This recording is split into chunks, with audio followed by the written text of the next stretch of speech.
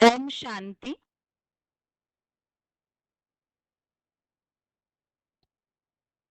भगवत गीता श्लोक क्लास में आज बेसिक कोर्स के बदले 7वां अध्याय पूरा हो चुका है और 7वें अध्याय संबंधित श्लोक टेस्ट में पुराने श्लोकों के संबंधित प्रश्नों के हिसाब से रिवीजन भी हो चुकी है। इसलिए आज के क्लास में 7वें अध्याय संबंधित समस्याएं और समाधान इस टॉपिक को देखेंगे।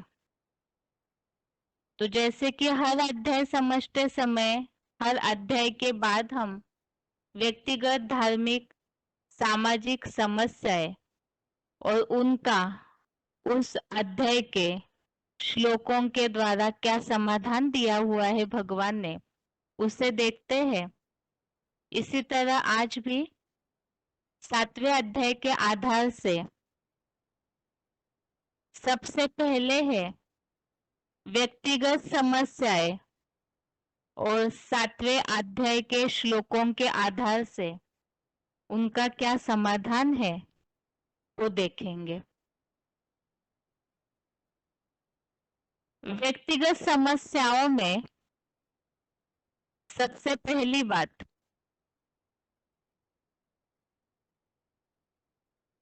समस्याएं अर्थात जिस कारण से जिन बातों से मनुष्य अपने जीवन में व्यक्तिगत स्तर पर परेशान होता है और उसके लिए क्या करना है वो समझ में नहीं आता। तो सबसे पहली बात तो है व्यक्तिगत समस्याओं में माया के वशीभूत होने का परिणाम क्या है, माया से कैसे छूट सकते हैं या माया को कैसे पार कर सकते हैं। इसमें सबसे पहला प्रश्न, माया के वशीभूत होने का परिणाम क्या है। अब जैसे कि दुनिया में ऐसे हो रहा है, लोग सभी ही जानते हैं कि हम कहीं ना कहीं कोई जाल में फंसे हुए हैं, जिसे साधारण भाषा में लोग कहते हैं कि ये माया जाल है, पता नहीं हम इससे कैसे निकलेंगे। तो ये माया जाल में फंसने के कारण मनुष्य उसमें धंसता चला जा रहा है। इस कारण से ज्ञान मनुष्य के बुद्धि से उड़ जाता है। ज्ञान उड़ गया, ज्ञान अर्थात समझ शक्ति।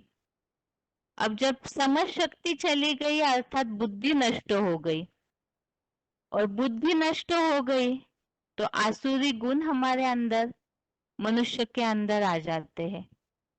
आसुरी गुण आ गए अंदर, बुद्धि नष्ट है, समझ शक्ति तो है नहीं, तो इस कारण से दुष्कर्म आप कर्म कर लगने लग जाता है मनुष्य।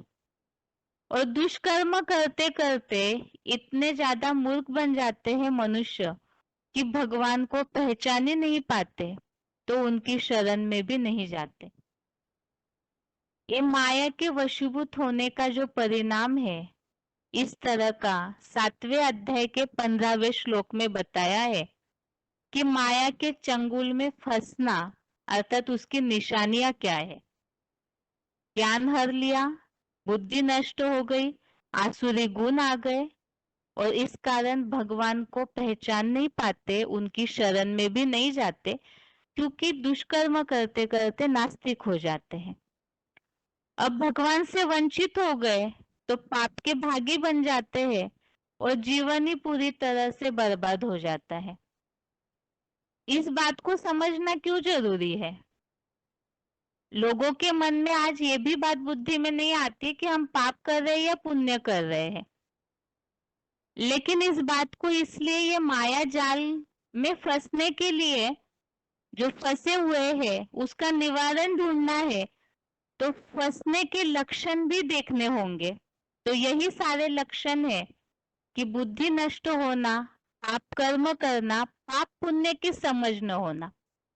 और आत्मा का कनेक्शन तो अनेक जन्मों से है, कर्मों का कनेक्शन, तो उसके कारण वो जाल में मनुष्य पूरा घिरा हुआ है।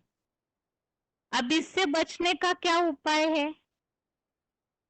इसका समाधान क्या है कि ये तो समस्या हो गई कि इस कारण से बुद्धि नष्ट हो गई, तो मनुष्य जाल में फंसा हुआ है। और इससे निकलने का मार्ग क्या है? तो इसका समाधान 7वें अध्याय के 14वें श्लोक में दिया हुआ है। एक खास बात है कि स्लाइड में श्लोकों का पूरा अर्थ नहीं लिखा है। जो खास समाधान संबंधी जो बात श्लोक में आई हुई है, केवल उसका ही उल्लेख किया हुआ है। तो 14वें श्लोक में, अध्याय 7 का श्लोक नंबर 14 में इसका समाधान दिया हुआ है कि माया से कैसे पार कर सकते हैं। जो तन मन धनादि सर्व रूप से भगवान की ही शरण लेते हैं, तो वो माया को पार कर सकते हैं। तो अर्थात शरण लेना अर्थात पूरी तरह से भगवान को पहचान कर उनका सहारा लेने की बात है। और भगवान की शरण लेना है, सहारा लेना है, तो उन्हें पहचानना जरूरी है। और जब उन्हें सही रीति से ज्ञान के आधार से पहचान लेंगे, तभी ही इस माया को पार कर सकते हैं। अब इसमें भी ये बात जरूर समझना है,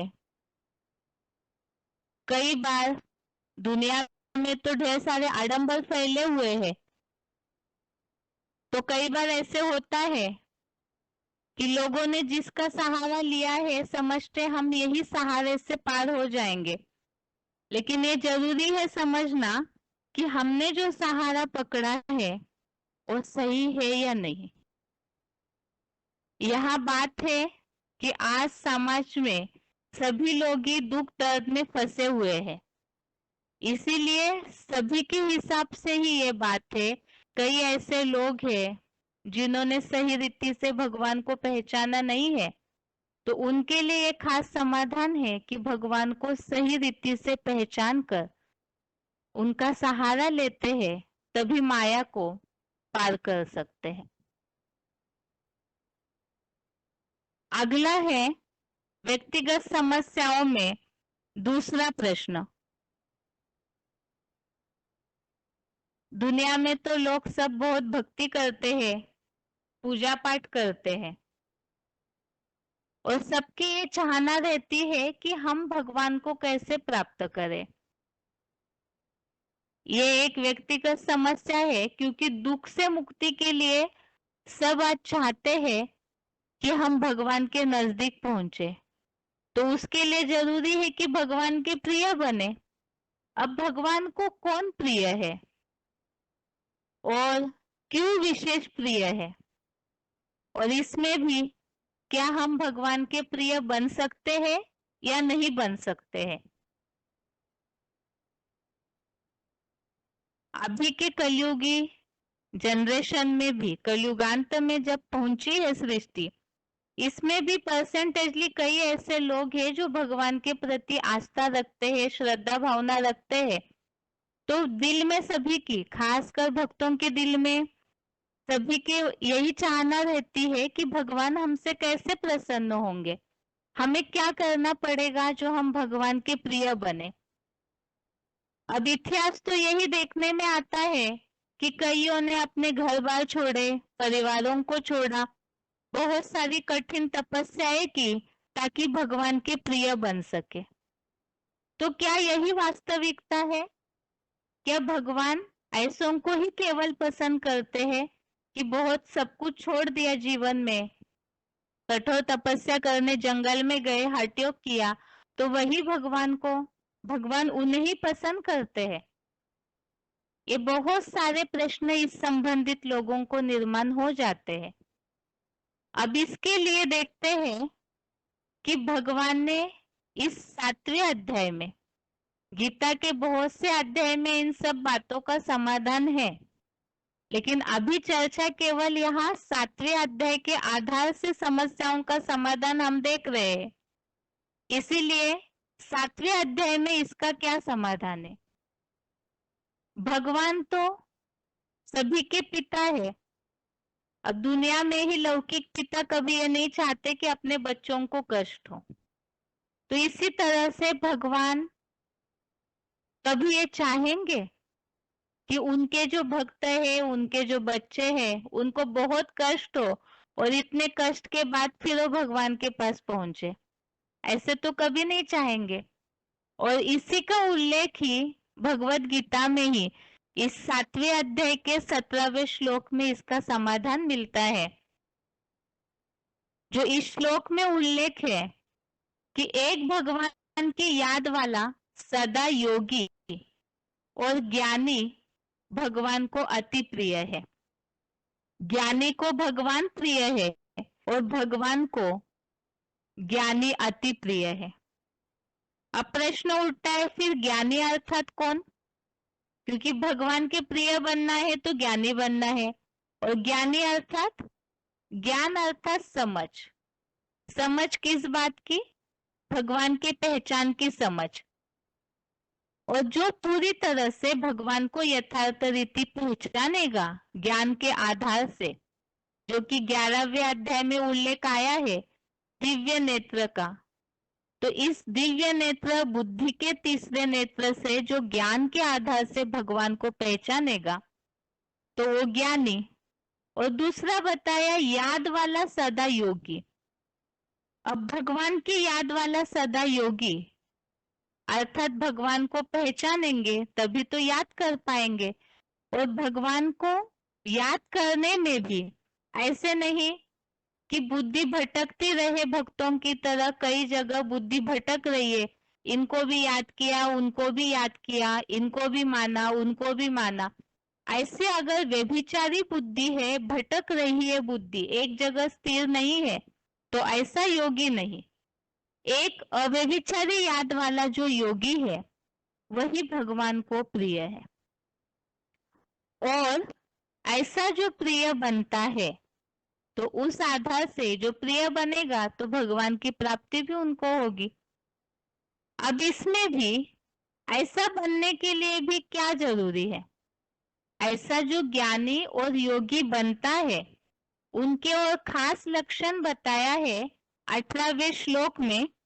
श्लोक नंबर 18 में बताया है कि वो जो ज्ञानी और योगी है वो एक भगवान की सर्वोत्तम गति में ही आधारित है। अर्थात बुद्धि भटकने वाला नहीं होगा, तो जो अव्यभिचारी होगा वो केवल एक भगवान के सहारे पर, भगवान की सर्वोत्तम गति पर ही आधारित होगा। अब ऐसे बनना भी क्यों जरूरी है? ऐसा अव्यभिचारी योगी और ऐसा ज्ञानी बनना क्यों जरूरी है? तो इसके लिए भी 7वें अध्याय के 19वें श्लोक में, श्लोक नंबर 19 में इसका उल्लेख आया है। ज्ञानी बहुत जन्मों के अंत में भगवान को पाता है। ये तो हमने समझा कर्मों की थ्योरी के हिसाब से आत्मा का अपने कर्मों का अनेक जन्मों का आपस में कनेक्शन रहता है। तो ज्ञानी बनेंगे, योगी बनेंगे तो बहुत जन्मों के अंत में भगवान को पाता है। तो भगवान को प्रिय होने के लिए इसका मतलब यही है कि ज्ञानी और योगी अव्यभिचारी योगी बनेंगे तो भगवान को प्राप्त करें। तो ये सारे श्लोकों में कहीं भी 7वें अध्याय में यहाँ कहीं ये उल्लेख नहीं आया कठोर तपस्या करो, घर बार छोड़ो, अपने परिवार वालों को दुख दो, ऐसे कहीं भी उल्लेख नहीं है। तो इन सब श्लोकों के 17वां, 18वां और 19वां, 17, 18, 19, इन सब श्लोकों के उल्लेख से तो सिर्फ ज्ञानी और योगी बनना है तो भगवान को पा सकते हैं। अर्थात भगवान का प्रिय बनने के लिए घर बार त्यागने, कठोर तपस्या करने की जरूरत नहीं है। सिर्फ भगवान को पहचान कर, उनका आधार लेकर उनके ज्ञान को धारण करने वाला ज्ञानी और उनको याद करने वाला योगी बनना है।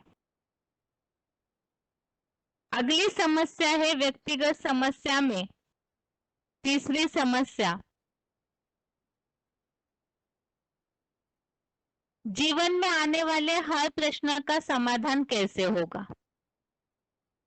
आज किसी से भी पूछिए, किसी को भी देखिए, जो कहते हैं कि चेहरा मन का दर्पण होता है, इसलिए आज कहीं भी समाज में नजर डालेंगे तो सब आज उलझे हुए हैं। हर एक के चेहरे पर प्रश्नों का भड़ीमार दिखता है।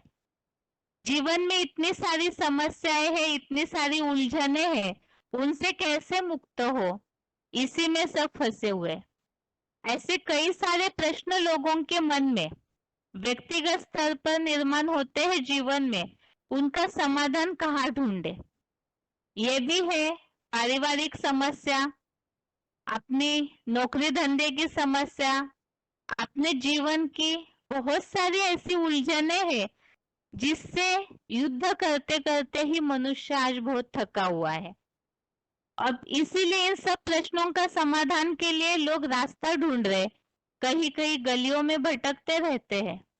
देखने में भी आता है आज समाज में बहुत सारे ऐसे सलाह केंद्र बने हुए हैं, बहुत सारे इंटरनेट में भी ऐसे वेबसाइट डाले हुए हैं जिसमें इन सब बातों का सलाह केंद्रों के रूप में ऐसे सारे उलझनों का समाधान देने के लिए बहुत सारे लोग कोशिश कर रहे हैं।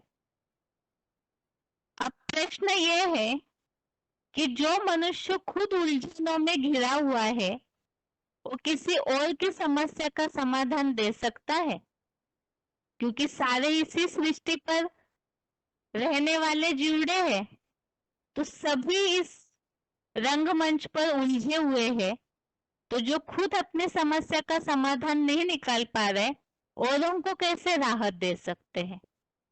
तो इसका सही उत्तर क्या है, इन सब समस्याओं का समाधान कैसे मिले और प्रश्नों के भड़ीमार से निकलकर प्रसन्न चित्त कैसे हो, सदैव खुश कैसे हो पाएंगे।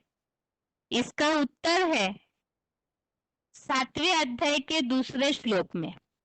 श्लोक नंबर 2 में इस बात का उल्लेख है, अनेक प्रकार के प्रश्न निर्माण होने का कारण है अज्ञानता, कहीं ना कहीं बेसमझी, कुछ ज्ञान की कमी। और उस पूर्ति को जो सागर है उसके पास इतना अथाह जल होता है तो वही इस पूर्ति को कर सकता है।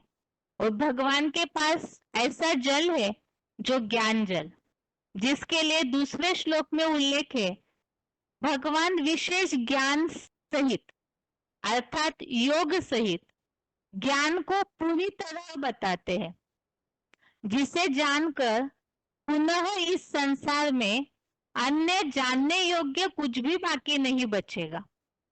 अर्थात इतना अथाह ज्ञान भगवान के पास है कि उसको जानने के बाद सारी समस्याओं का समाधान, ये जीवन, ये दुनिया भी तो एक सागर है, तो इसमें ढेर सारी समस्याएं हैं, उन सारी समस्याओं का समाधान जो सागर है ज्ञान का, वही दे सकता है।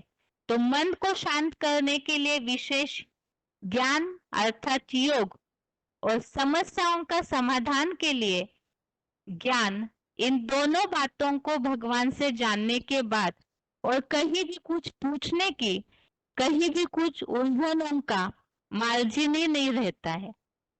और इसके साथ ही जीवन की इन समस्याओं का मूल कारण क्या है, तो कर्मों में खास तो उलझने आती है, कर्मों में क्या करे क्या न करे।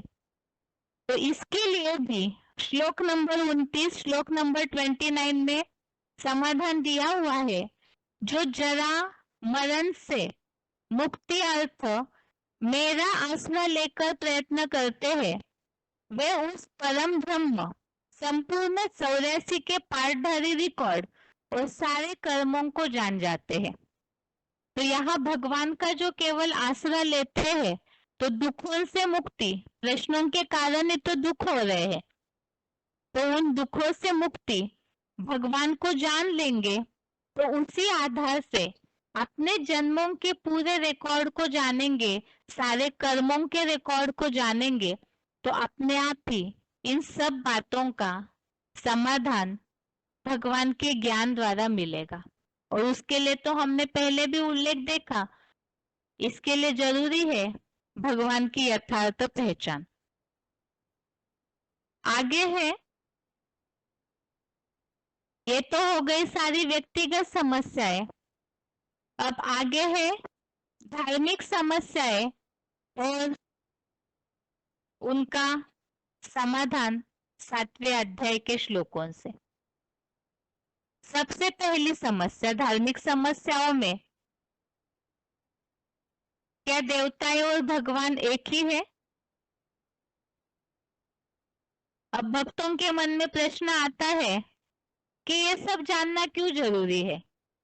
किसी को भी आज दुनिया में समझाइए जो बहुत भक्ति करने वाले हैं, यदि उन्हें इस बात को समझाने जाए कि भगवान तो ऊंचे ऊंचे, भगवान अलग है, देवताएं अलग है, क्या आप जो भक्ति कर रहे हैं और सही मायने में सही तरीके से भक्ति कर रहे हैं?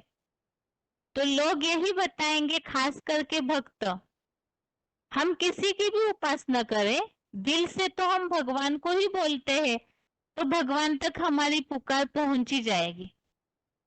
ये तो हो गई भक्ति की बात।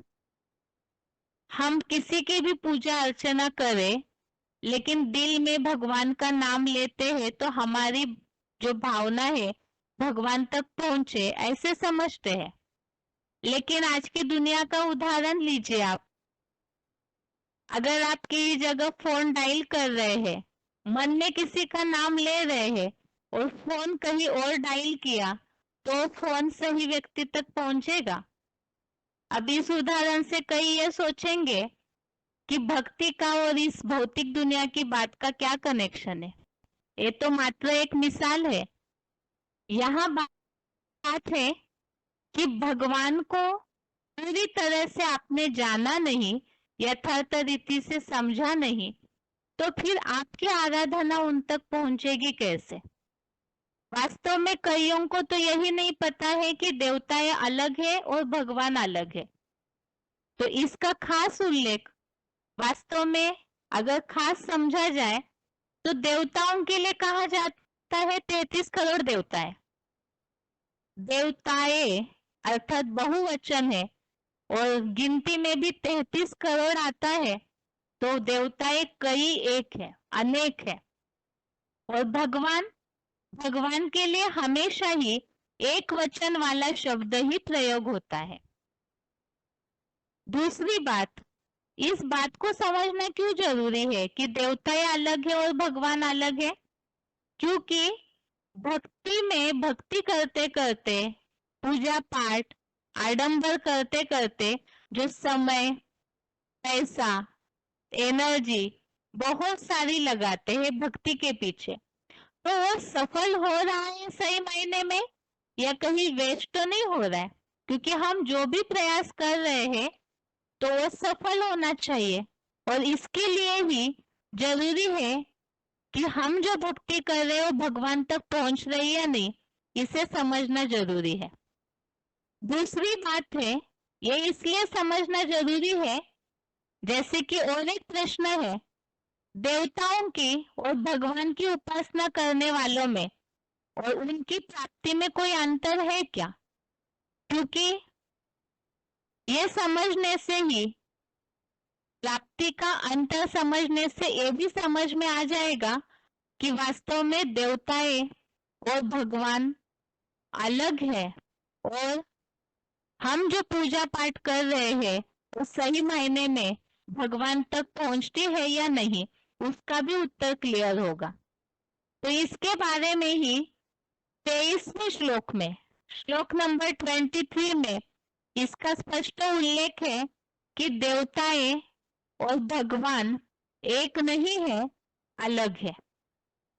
तो इसका उल्लेख इस तरह से है, देवयाजी देवताओं को पाते हैं और भगवान के भक्त भगवान को पाते हैं। तो इसमें स्पष्टता है कि देवताओं के भक्त अलग है, तो देवताओं को पूजा करेंगे, देवताओं की भक्ति करेंगे तो देवताओं तक ही पहुंचेगी, और भगवान के भक्त भगवान को पाते हैं, अर्थात भगवान को यथार्थ जानने वाले ही भगवान तक उनकी भक्ति पहुंचेगी। अब दूसरी बात है, यहाँ पर भगवान को न जानने के कारण देवताओं की भक्ति करने वालों का क्या असर होता है और ऐसे करने का कारण क्या है, उसके बारे में भी 20वें श्लोक में बताया है। ज्यादातर लोग तो ये सोचते हैं कि हम जो भी प्राप्ति कर रहे, हमें तो देवताओं से प्राप्ति हो तो भी चलेगा।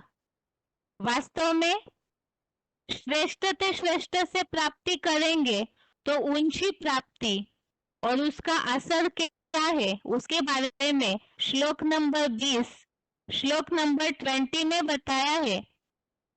कामनाओं से अपहृत ज्ञान वाले अपने स्वभाव से बंधे हुए दूसरी देवों की शरण में जाते रहते हैं। तो यहाँ पर अंतर भी पता चल रहा है कि देवताओं की जो उपासना करने वाले हैं, दूसरे देवों की शरण में जाते रहते हैं, जो उल्लेख आया है, तो दूसरे देवताओं की उपासना करने वाले वो कामनाओं से घिरे रहते हैं और उसके कारण अपहृत ज्ञान वाले, अर्थात उनका ज्ञान हर लिया जाता है, और जब ज्ञान हर लिया गया है तो अपने स्वभाव से बंधे हुए होने के कारण वो दूसरे देवताओं की शरण लेते हैं। अब भगवान से दूर हो गए, दूसरे देवताओं की शरण ली, उनका ज्ञान हर लिया गया। अब इसका नुकसान क्या हुआ? इसका नुकसान 23वें श्लोक में ही श्लोक नंबर 23 में बताया, उन अल्प बुद्धि लोगों का। अल्प बुद्धि अर्थात जिनका ज्ञान कामनाओं के कारण हर लिया गया है, दूसरे देवताओं की शरण में जाते रहते हैं, तो ऐसे अल्प बुद्धि लोगों का वह फल विनाशी होता है। तो भक्ति तो की, बहुत सारा समय दिया, श्रद्धा भावना पूरी अर्पण की, लेकिन वो सही जगह पहुंची नहीं, तो जो प्राप्ति होनी चाहिए वो विनाशी हो गई, अल्पकालीन हो गई, तो फायदा ही क्या है। तो इसीलिए ये एक खास समस्या है कि ये बात गहराई से समझना जरूरी है कि देवताएं अलग है और भगवान अलग है। भगवान जो श्रेष्ठ है, यदि उनकी भक्ति करते हैं तो उनके द्वारा, जैसे यहाँ बताया, देवताओं की शरण में जाने वाले अल्प बुद्धि लोगों का फल विनाशी होता है, तो जरूर जो भगवान की शरण में जाने वाले हैं उनका फल अविनाशी और सदा काल का होगा। तो इसीलिए इस बात को समझना जरूरी है। आगे है धार्मिक समस्याओं में दूसरी समस्या।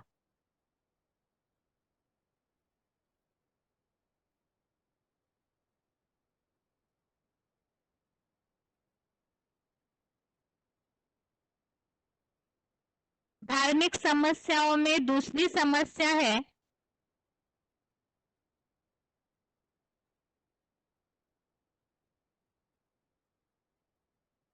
गीता का भगवान कृष्ण है या नहीं। अब भगवत गीता को तो देश विदेशों में सभी मानते हैं, क्योंकि ज्यादातर लोग ये जानते हैं कि मानवीय जीवन के परिवर्तन का शास्त्र है, वो किसी भी सीमित मर्यादाओं में बंधा हुआ नहीं है, सारी मानव जाति के लिए ही ये उपहार है।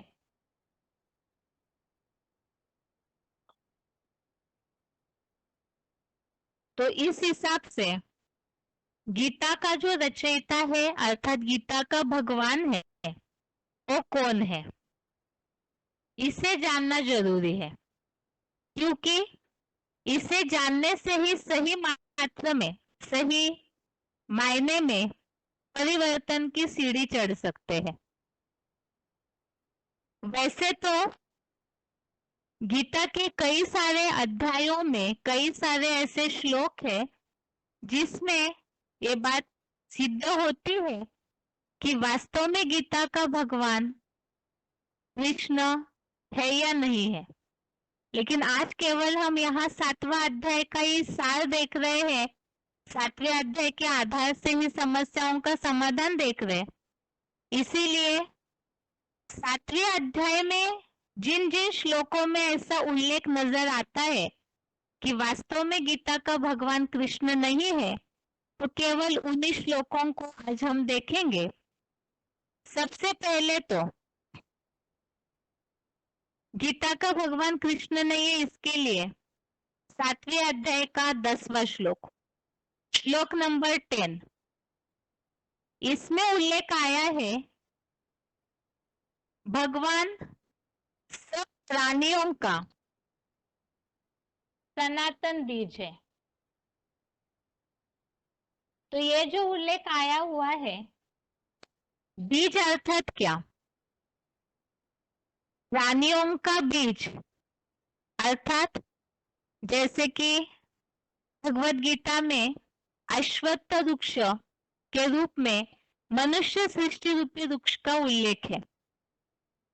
इस मनुष्य सृष्टि रूपी वृक्ष का बीज अर्थात प्राणियों का बीज अर्थात ही इस मनुष्य सृष्टि का पिता है।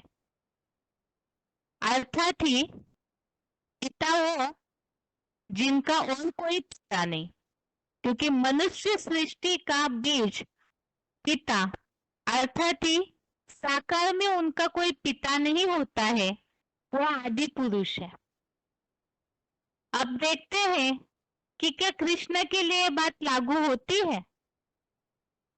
दुनिया में आज जो मान्यता है कि गीता का भगवान, गीता का रचयिता कृष्ण है, तो गीता में जो उल्लेख है प्राणियों का बीज मैं हूं, तो कृष्ण के लिए बात लागू नहीं होती, क्योंकि शास्त्रों में तो कृष्ण के माता पिता दिखाए गए हैं, वासुदेव और देवकी और नंद यशोदा द्वारा उनकी पालना दिखाई गई है, उनका जन्म भी दिखाया गया है।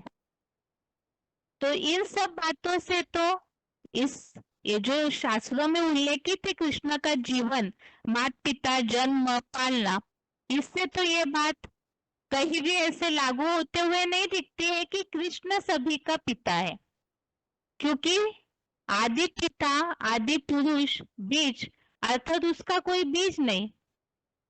दूसरी बात, शास्त्रों में कहीं भी कृष्ण को आदि पुरुष के रूप में उल्लेख किया हुआ नजर नहीं आता है। अब दूसरी बात देखते हैं, और ऐसा क्या उल्लेख है गीता में इस 7वें अध्याय में जिससे बात और स्पष्ट होती है कि गीता का भगवान कृष्ण नहीं सिद्ध होते हैं। 7वें अध्याय का 6वां श्लोक, श्लोक नंबर 6, इसमें उल्लेख है मैं सब प्राणियों का उद्गम, समस्त जगत का उत्पत्ति करता तथा विनाश करता हूँ। तो उत्पत्ति करता और विनाश करता हूँ, ऐसे श्लोक नंबर 6 में उल्लेख है। उद्गम और उत्पत्ति करता, उद्गम अर्थात शुरुआत, उत्पत्ति अर्थात निर्माण करना, स्थापना करना, अर्थात ही जन्म देने का कार्य, निर्मिति का कार्य अर्थात पिता, जो पिता का कार्य होता है। अब ये बात उद्गम और उत्पत्ति कर्ता की बात, पिता के रूप में जो कार्य है भगवान का, उसकी बात कृष्ण के लिए लागू नहीं होती है। ये तो अभी अभी हमने 10वें श्लोक के आधार से समझाई है। रही बात भगवान का दूसरा कर्तव्य विनाश करता, तो शास्त्रों में विनाशकारी, प्रलयंकारी के रूप में तो महादेव शंकर का गायन है। श्री कृष्ण के लिए कोई भी शास्त्रों में विनाशकारी के रूप में उल्लेख आया ही नहीं है।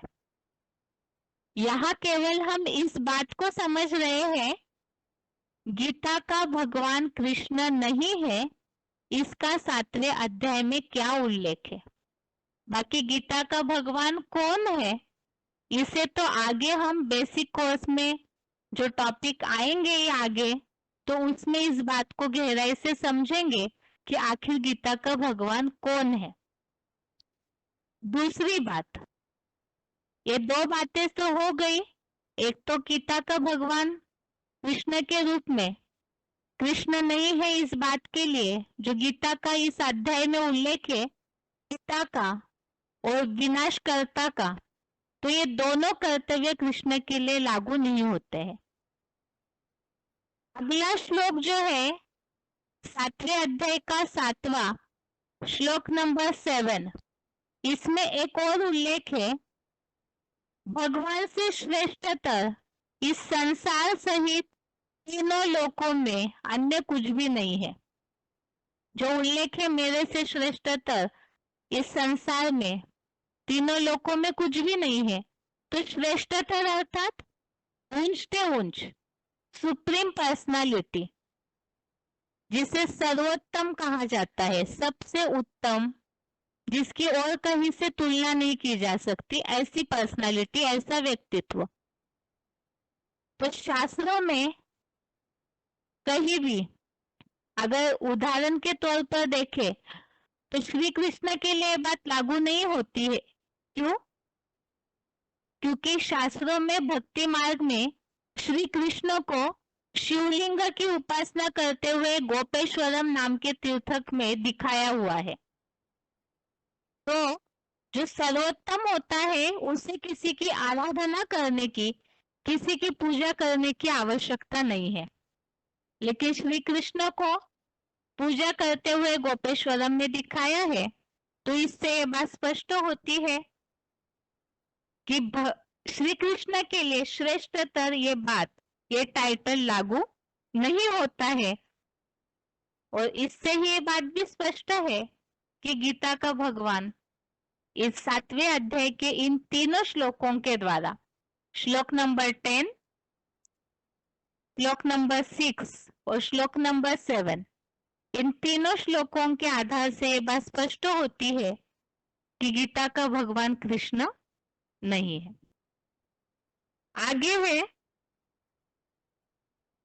धार्मिक समस्याओं में अगली समस्या तीसरी, क्या भगवान सर्वव्यापी है? अब प्रश्न कई बार लोगों को यह भी आता है, कई भक्तों को, कि ये सब बातें हमें समझना क्यों जरूरी है।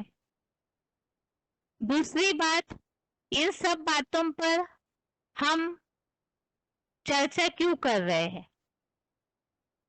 तो ज्ञानी तो आत्माओं के लिए तो खास बात मुरलियों में ये बात बोली हुई है कि गीता का भगवान कौन है यथार्थ रूप में, ये बात, और भगवान सर्वव्यापी नहीं है तो एक व्यापी कहाँ है, ये दो बातों के आधार से ही विजय होनी है।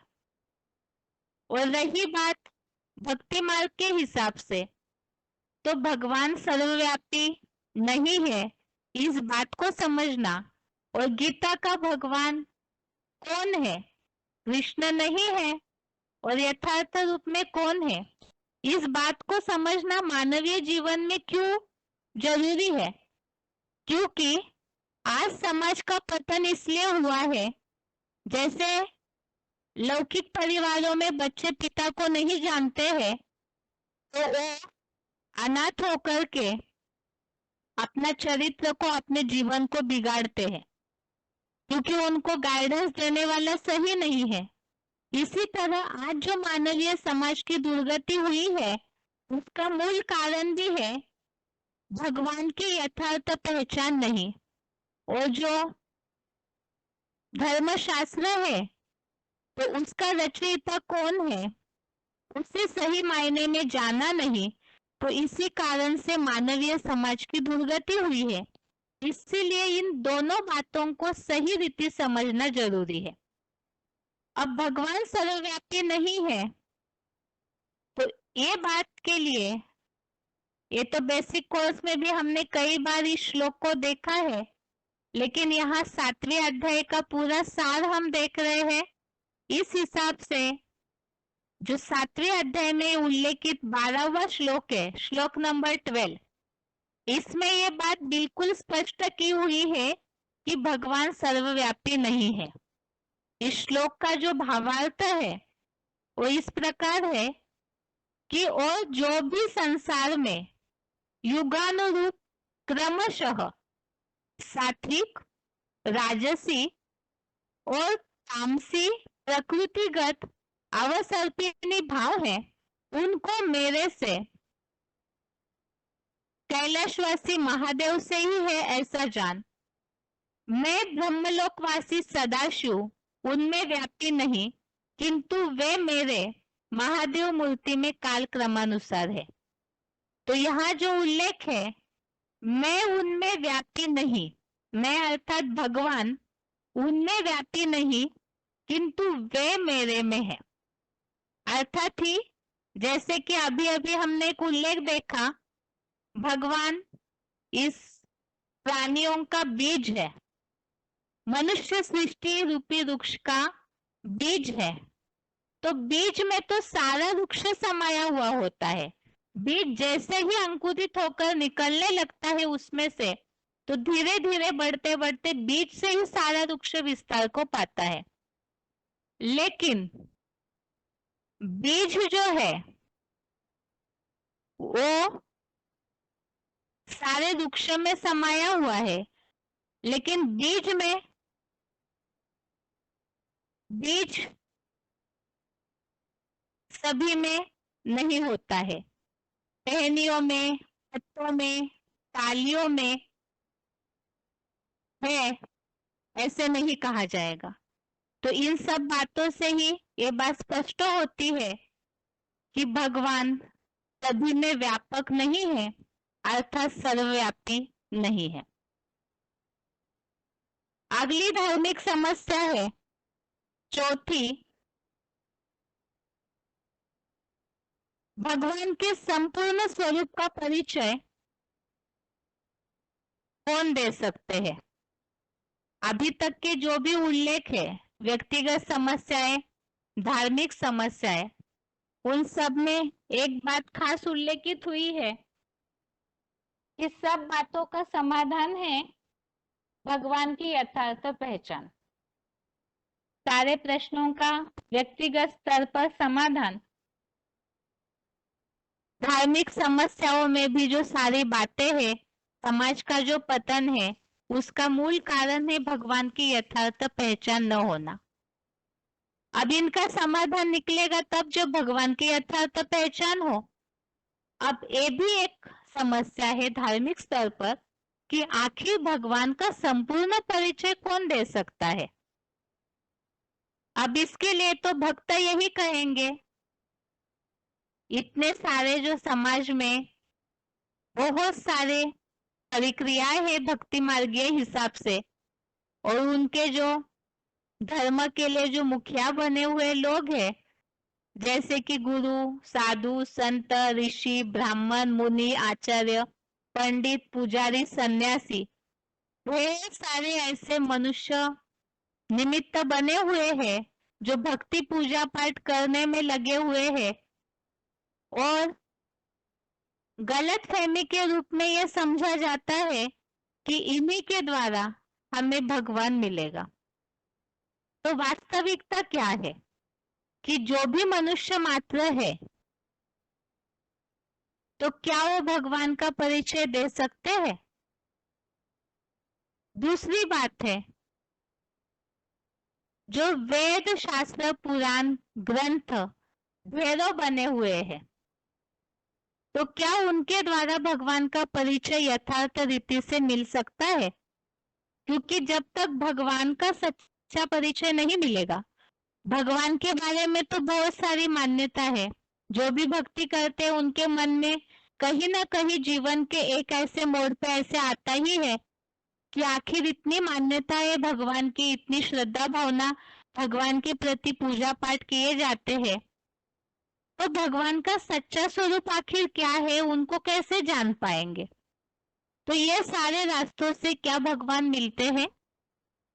अब इसका क्लियर उत्तर भी, वैसे तो भगवत गीता के अन्य अध्यायों में भी इसका उल्लेख है, लेकिन 7वें अध्याय में क्या उल्लेख है उसे देखते हैं। भगवान का परिचय कौन दे सकता है? क्योंकि जब परिचय मिलेगा तभी उन्हें हम प्राप्त कर सकते हैं, उनके पास पहुंच सकते हैं। तो इसका सही उत्तर है जो इस 7वें अध्याय के पहले श्लोक में ही बताया है। श्लोक नंबर 1 में इसका उत्तर दिया है कि भगवान का परिचय स्वयं भगवान ही देते हैं। जो उल्लेख है, मेरे संपूर्ण स्वरूप को जिस प्रकार संशयहीन हुआ जानेगा उसे सुन। तो उसे सुन अर्थात भगवान स्वयं ही अपना परिचय देते हैं। कोई भी व्यक्ति अपना परिचय जितना सही दे सकता है उतना अन्य कोई नहीं दे सकता। और भगवान जो सबका रचयिता है, जिसके लिए अभी अभी के उल्लेखों में हमने देखा कि प्राणियों का सनातन बीज है, प्राणियों का उत्पत्तिकर्ता उद्गम है, तो जो शुरुआत है सबकी, तो उनके बारे में जिसने खुद शुरुआत की 0 से लेकर, तो फिर उनके बारे में अन्य कोई कैसे समझा सकता है? इसीलिए, और दूसरी बात, इस उल्लेख से भी ये बात स्पष्ट होती है पहले श्लोक से, उसे सुन अर्थात भगवान स्वयं ही अपना परिचय देते हैं। दूसरी बात, दूसरा कोई, ये जो बोला है विद्वान पंडित आचार्य, ये इतने सारे भक्ति पाठ वगैरह करते हैं, उनसे भगवान का परिचय मिल सकता है या नहीं? इसके बारे में 7वें अध्याय के ही 26वें श्लोक में, श्लोक नंबर 26 में उल्लेख आया हुआ है। इस तरह उल्लेख है कि मैं प्राणियों का भूत भविष्य जानता हूं, लेकिन मुझे कोई नहीं जानता है। तो जो उद्गम है, तो वो तो उनके पीछे जो भी आए उन सबको जानते हैं, क्योंकि उनके पीछे की रचना है, उन्होंने स्वयं रचा है सबको। तो यहाँ पर अब यह रचना की जो बात आई वो एक अलग टॉपिक है, किस प्रकार की रचना, तो यह ज्ञानयुक्त रचना की बात है वास्तव में। तो यहाँ तो खास उल्लेख चल रहा है कि भगवान को कोई नहीं जानता है। तो इस प्रकार से जो 26वें श्लोक में उल्लेख है कि मैं सबका भूत भविष्य जानता हूं, मुझे कोई नहीं जानता है, तो इससे तो यह स्पष्ट है कि जितने भी मनुष्य जो धर्म में आगे मुखिया है, विद्वान पंडित आचार्य आदि, तो सब भी इसी लिस्ट में है कि वो भी भगवान को परिचय नहीं दे सकते हैं।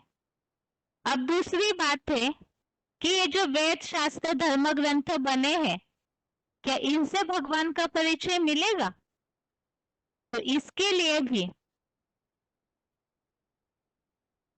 जो उल्लेख आया हुआ है, एक तो दूसरे श्लोक में उल्लेख है कि भगवान का ज्ञान जानने के बाद और कुछ भी शेष नहीं बचता है, तो वो सबका सार बताते हैं।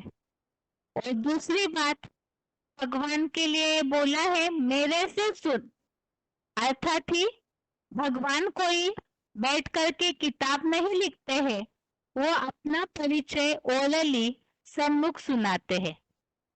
उसे सुन अर्थात भगवान के द्वारा सम्मुख सुनने की बात आई है। यहाँ कहीं भी भगवत गीता में ये उल्लेख नहीं आया कि भगवान कहीं बैठकर ग्रंथ शास्त्र रचते हैं। और दूसरी बात, सबसे खास प्रूफ है भगवत गीता में जो हर बार लिखा हुआ है भगवान उवाच, भगवान ने लिखा, ऐसे कहीं भी उल्लेख नहीं है। भगवान उवाच अर्थात भगवान कहते हैं, भगवान ही गीता को डायरेक्ट बताए हैं, ये ओरली रचना है भगवान की। तो भगवान डायरेक्ट सन्मुख सुनाते हैं, अपना परिचय देते हैं। गीता, ये जो ग्रंथ लिखना, धर्मशास्त्र बनाना, ये तो सारा मनुष्यों का काम है। लेकिन भगवान, कोई किसी से भी उनका परिचय तो जितना डायरेक्ट समझेंगे तो उतना यथार्थ रीति से समझ पाएंगे। और इसीलिए भगवान भी स्वयं अपना परिचय खुद देते हैं। तो जो आज समाज गलत फहमी के कारण मार्ग भटक रहा है, कहीं कहीं गलियों में भटक रहा है, तो उसका समाधान तभी हो सकता है जब इस बात को सही रीति से समझेंगे जो गीता में उल्लेख है। भगवान ओरली सन्मुख सुनाते हैं। आगे है, ये तो हो गई धार्मिक समस्याएं। आगे है सामाजिक समस्याएं और उनका समाधान। सबसे पहली बात, समाज की आज समस्या क्या है? वो तो आंखों में सबको देखने में आ रहा है समाज की हालत। इंटरनेट में कोई ऐसा वेबसाइट नहीं, ऐसा कोई न्यूज़पेपर नहीं, ऐसा कोई टीवी चैनल नहीं जिसमें आज के समाज की जो दुर्गति है वो दिखने में ना आती हो। तो समाज में जो बढ़ती जा रही है अनैतिकता है, भ्रष्टाचार, अत्याचार, इसका कारण क्या है?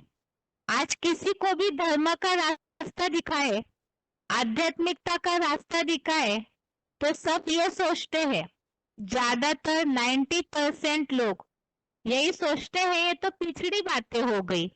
ये धर्म, भगवान को मानना, ये आस्तिकता, ये भक्ति, पूजा पाठ, तो इनसे तो प्राप्ति नहीं होने वाली है। साइंस इतना आगे बढ़ा हुआ है। और इन सब बातों को सोचते सोचते आध्यात्मिकता से मनुष्य कोसों दूर जा चुका है।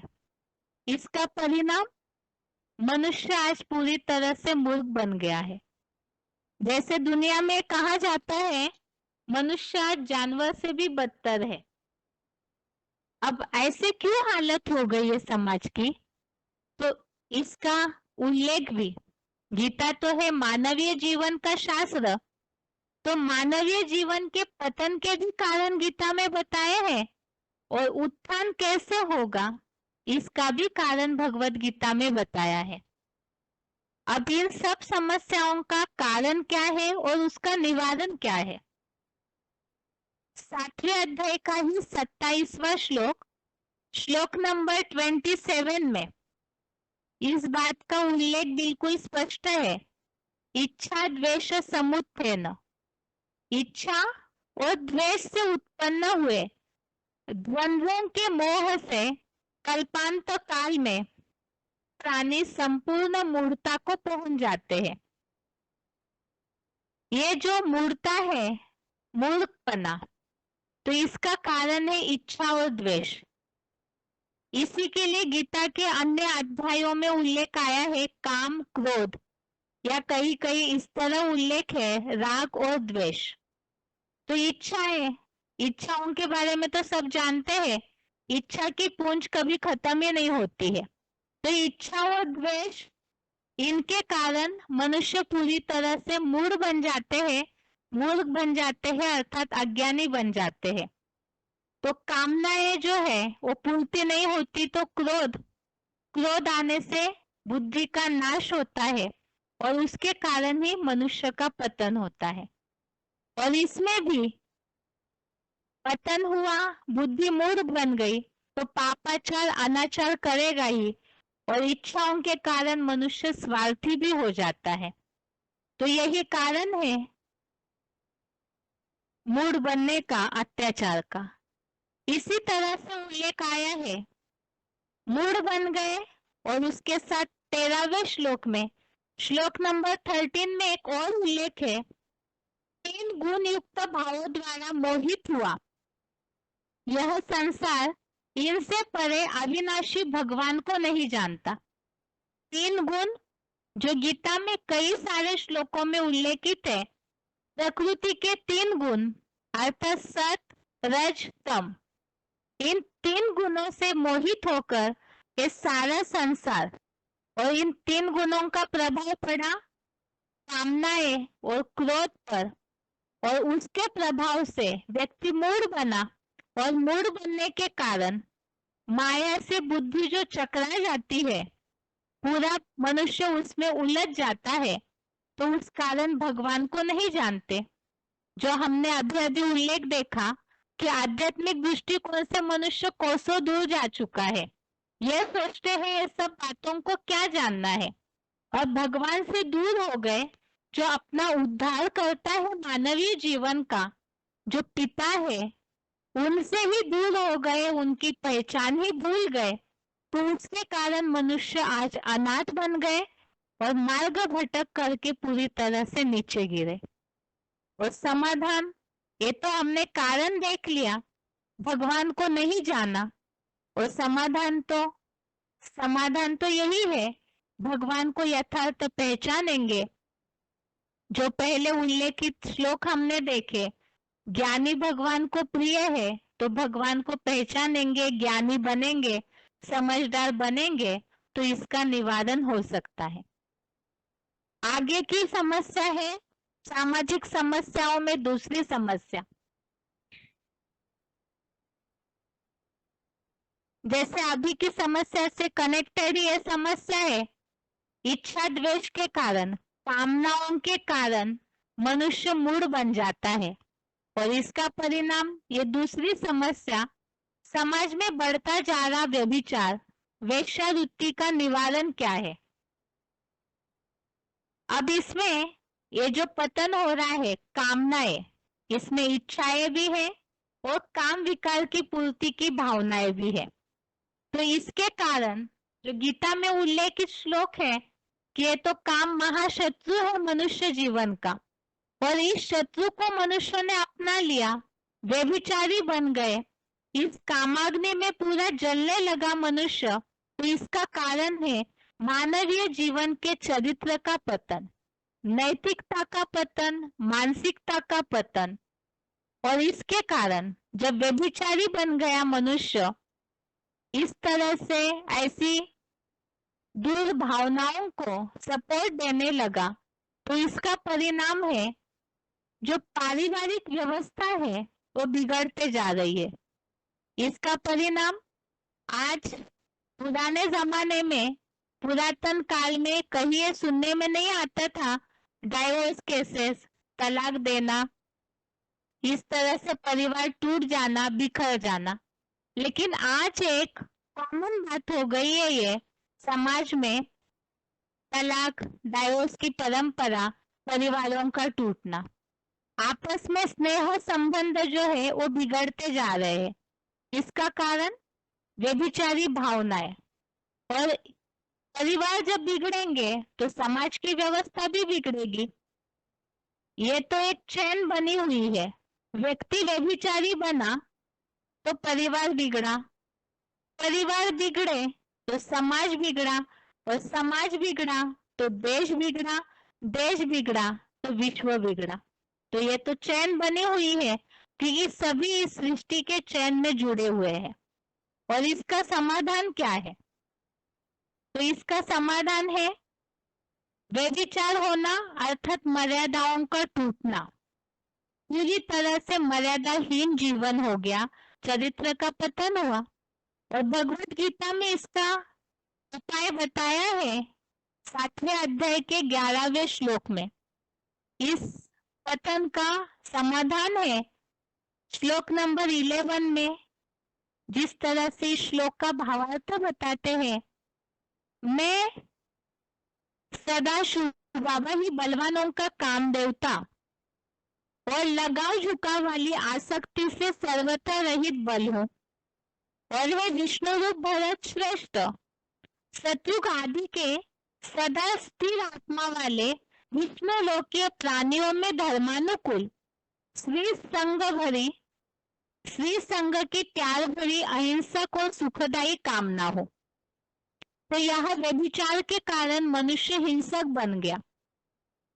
इसीलिए इस श्लोक का सार यही है, धर्म के अनुकूल कामना का आचरण करने से समाज की बढ़ रही व्यभिचार का निवारण हो सकता है। जैसे एक व्यवहारिक भाषा में ये नियम बना हुआ है, जितना कायदा उतना फायदा। अर्थात मनुष्य जितना मर्यादा युक्त जीवन, जो मानवीय जीवन का फाउंडेशन है, जिन देवताओं को मनुष्य आज पूजा करते हैं, उनका जैसे मानव पूरी तरह से मर्यादा वाला जीवन था, तो यहाँ बताया है धर्म के अनुकूल कामना। ऐसा मर्यादा वाला जीवन का महत्व जब मनुष्य समझेगा, तभी ही इस समस्या का निवारण हो सकता है। तो व्यक्तिगत स्तर पर, सामाजिक स्तर पर जब हर एक व्यक्ति इस बात का महत्व समझेगा, अपनी इच्छाओं को अंकुश लगाएगा, क्योंकि इच्छाओं की आग ये ऐसी आग है जो सब कुछ जलाकर भस्म करती है। तो काम की आग भी सब कुछ भस्म करती है। तो समझ और मर्यादा, इसके द्वारा ही इसे रोक लगाया जा सकता है। इस तरह से आज के क्लास में हमने 7वें अध्याय के श्लोकों के आधार से ये व्यक्तिगत, धार्मिक, सामाजिक समस्याएं क्या है, उन समस्याओं से समाज का पतन होता है, और उनका समाधान भी, जो मानवीय जीवन का परिवर्तन का शास्त्र है भगवत गीता, उसमें जो खास 7वां अध्याय हमने अभी तक पढ़ा है, उसके आधार से जो समाधान है वो देखा है। कल के श्लोक टेस्ट में आज जो भी बातें हमने समझी है, उसी आधार से प्रश्न होंगे, तो उसे आज जो भी पढ़ा है उसे एक बार आज दिन भर में रिवाइज कर लीजिए। इसके साथ ही आज के लिए गीता क्लास यहाँ पूरा होता है। ओम शांति।